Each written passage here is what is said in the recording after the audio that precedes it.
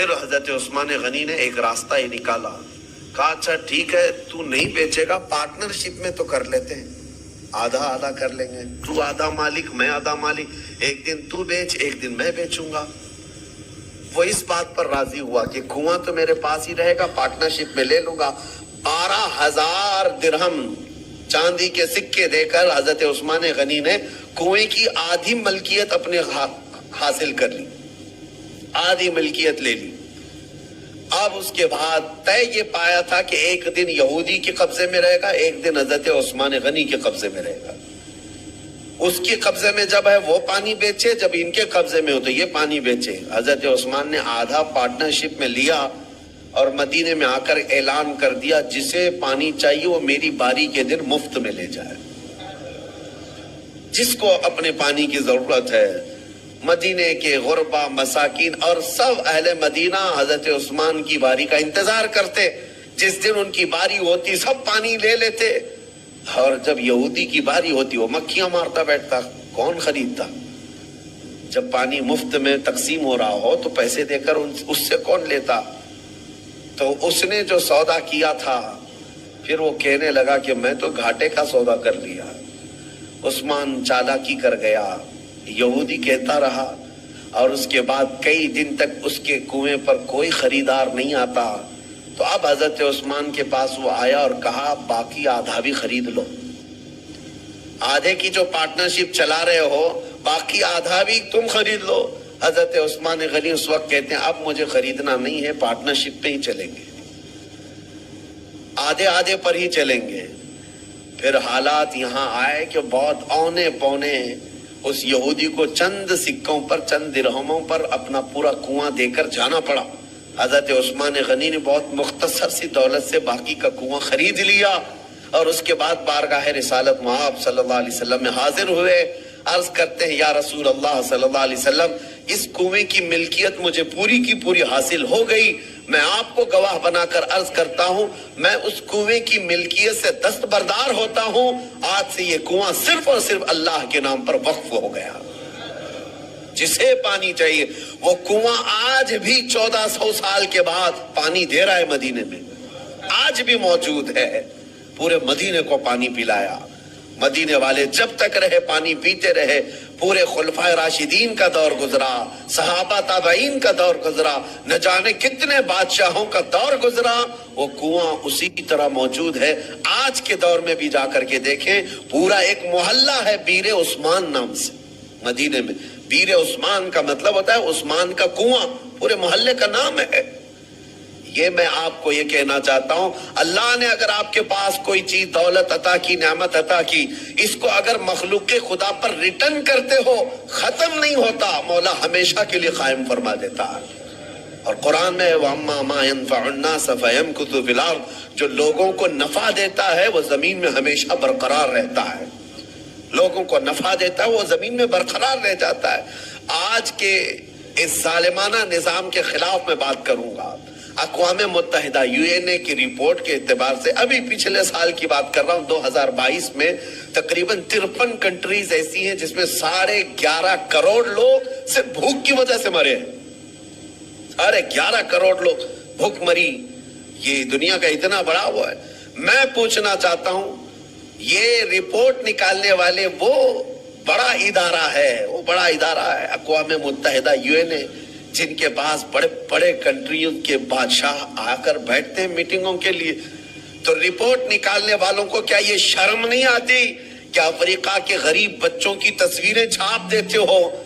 عربوں کی سونے کی کرسی کو کبھی کیوں نہیں لا کر کے پوچھتے کہ تمہارا ایک لقمہ ان کی زندگی بناتا ہے؟ کیوں نہیں پوچھا جاتا؟ دنیا میں یہ نظام نہیں ہے۔ دنیا آج مالداری کے حصول میں اور کمپٹیشن میں اتنی آگے بڑھ رہی ہے، ہر کوئی مال میں کمپٹیشن کرنا چاہ رہا ہے۔ آج عربوں کی حالت بھی دیکھیں آپ جا کر، وہ اونچی بلڈنگیں بنانے میں ایک دوسرے کی دوڑ میں لگے ہوئے ہیں، کسی کو 150 منزلے کی بنانی ہے، کسی کو 200 منزلے کی بنانی ہے، اور ایسے ایسے پروجیکٹ پلان لوگوں کے درمیان متعارف کرانا چاہتے ہیں۔ سعودی بھی دوڑنے لگ گیا، قطر بھی دوڑ رہا ہے، UAE بھی دوڑ رہا ہے، مال کی ریل پیل اتنی ہے، لیکن ان کے قریب میں یمن کے 50 لاکھ لوگ بے گھر ہیں، سیریا کے، شام کے، عراق کے، فلسطین کے بچے کھانا تو دور، بیماری میں دوا کی ایک گولی انہیں میسر نہیں ہے، وہ چھوٹی چھوٹی بیماریوں میں دم توڑ جاتے ہیں، مر جاتے ہیں۔ ہے تو امت مصطفیٰ، ان مالداروں سے سوال ضرور ہوگا، ضرور ہوگا۔ ان کے بغل میں بلکہ ان کے سائے میں وہ تمام قومیں ہیں جو چیخ رہی ہیں، لیکن کسی کی چیخ ان کے کانوں تک نہیں آتی۔ آپ جا کر کے دیکھیں، کھانا ان کے کھانے کا طریقہ یہ ہے کہ 2-4 ہاتھ بڑے برتن پر رکھ کر کے عرب اس کو فیشن سمجھتے ہیں، باقی پورا کھانا گٹر میں پھینک دیا جائے، پورا کا پورا بکرا بنایا جائے، 2-3 چمچ اس میں سے گوشت نکال کر کے باقی پھینک دیا جائے۔ یہ ہم نے اپنی آنکھوں سے دیکھا ہے، 1-2 نہیں، کئی کنٹل کی تعداد میں کھانا اس طرح پھینک کر کے بہا دیا جاتا ہے، اور ایک طرف ایک بریڈ کے لیے، ایک روٹی کے لیے سیریا میں بچے دھوپ میں دن بھر قطار لگا کر کھڑے ہوتے ہیں۔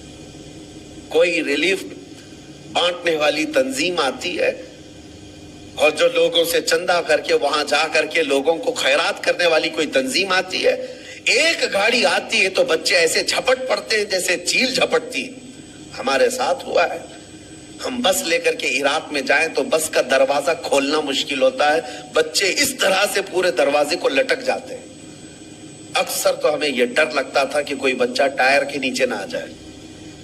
ڈرائیور سے ہم بار بار کہتے بھی تھے کہ اتنے بچے ہیں، ایک بار بس کسی محلے میں چلی جائے تو 100-150 بچے 5 سال سے 7 سال کی عمر کے، دیکھو تو ان کے چہرے گلابی رنگت خوبصورت ہے، لیکن الجھے بال، پھٹے کپڑے، اور ہمارے کپڑوں سے لپٹ جائیں، اور بانٹنے والا تھک جاتا ہے۔ مجھے یاد ہے 11ویں شریف کے موقع پر بکرے ذبح کر کے ہم نے اپنا نہیں پکایا، ان غربا اور مساکین کے جو ریفیوجی کیمپ تھے اس میں لے کر کے ایک ایک گوشت کا ٹکڑا 1.25 کلو کا ہوتا تھا، 1.25 کلو کا گوشت کا ٹکڑا ایک ایک کو تقسیم کیا جا رہا ہے، بچے اس طرح سے جھپٹ کر کے لیتے، اور میں نے دیکھا ہماری آنکھیں بھیگ گئی تھی۔ وہ جب گوشت کا ٹکڑا لے کر اپنی جھوپڑی میں جا رہے تھے تو چوم چوم کر کے آنکھوں کو لگا رہے ہیں، اور پکار پکار کر کے اپنی اماں سے کہہ رہے ہیں کہ گوشت آ گیا گھر میں، گوشت آ گیا گھر میں۔ یہ کیفیت ان ممالک کی میں بتا رہا ہوں جہاں امت مصطفیٰ آباد ہے۔ میرے عزیزو، یہ درد اس لیے کہہ رہا ہوں، ایک طرف سرمایہ دارانہ نظام ہے، اربوں کی پیسوں کی ریل پیل، دیکھو ان کو سونے کی کرسیاں بنانا ہے، سونے کی کموڈ بنانا ہے، ان کو لگژری گاڑیوں کا کلیکشن جمع کرنا ہے، اور کوئی امریکہ اور سپر پاور کنٹری کا کوئی بادشاہ آئے، کوئی بڑا لیڈر آئے تو اس کو سونے کی زنجیروں سے اور اس کو گفٹ سے بھر دینا ہے، لیکن ایک غریب کو 2 لقمے کھلانے کی ان کے اندر توفیق نہیں۔ یہ سارا مسئلہ صرف توفیق الہی سے ہے۔ اسی لیے رمضان المبارکہ میں ان لوگوں کا احساس کرو، اگر احساس نہیں ہے تو پھر جینے کا کوئی مقصد بھی نہیں ہے۔ احساس ہی سب سے بڑے ایمان کی طرف لے جاتا ہے۔ آپ کو یہ احساس ہونا چاہیے۔ میرے آقا صلی اللہ تعالیٰ علیہ وسلم نے حدیث میں فرمایا، من لم یہتم بامرنا فلیس منا، جو اس حال میں صبح کیا کہ میری امت کے بارے میں کچھ نہیں سوچا، وہ میری امت میں سے نہیں ہے، میری امت میں سے نہیں ہے۔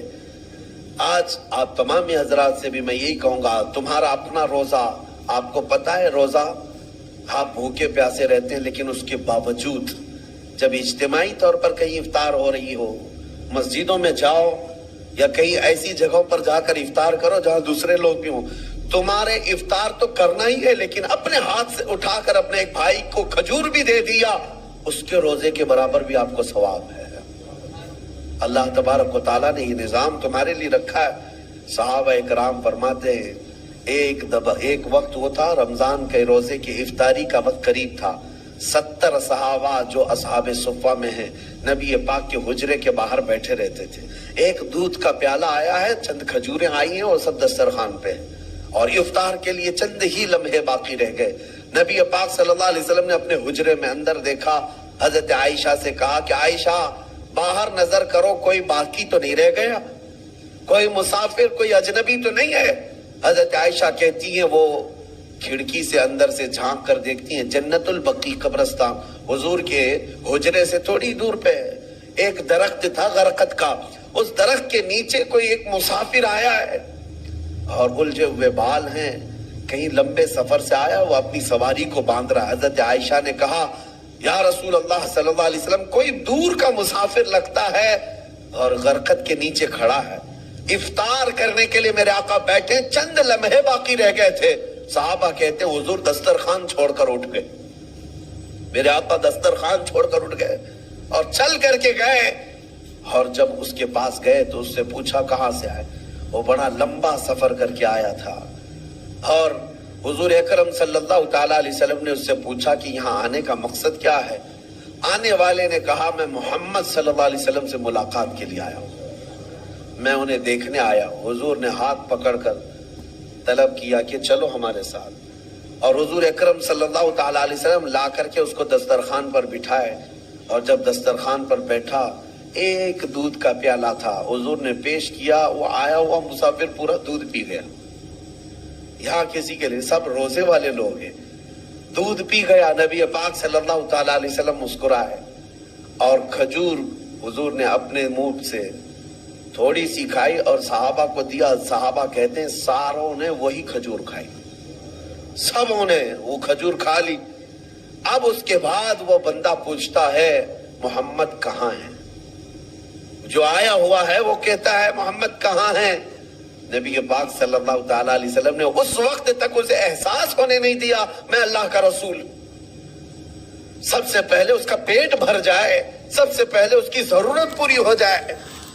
پھر صحابہ نے کہا تیرا ہاتھ جس نے تھاما تھا وہی اللہ کا رسول ہے, وہی محمد عربی صلی اللہ تعالی علیہ وسلم ہے. اے احساس ہے میرے عزیزو, آج اللہ تعالیٰ نے کوئی چیز تمہارے پاس دی ہے تو ذخیرہ اندوزی کے جرم میں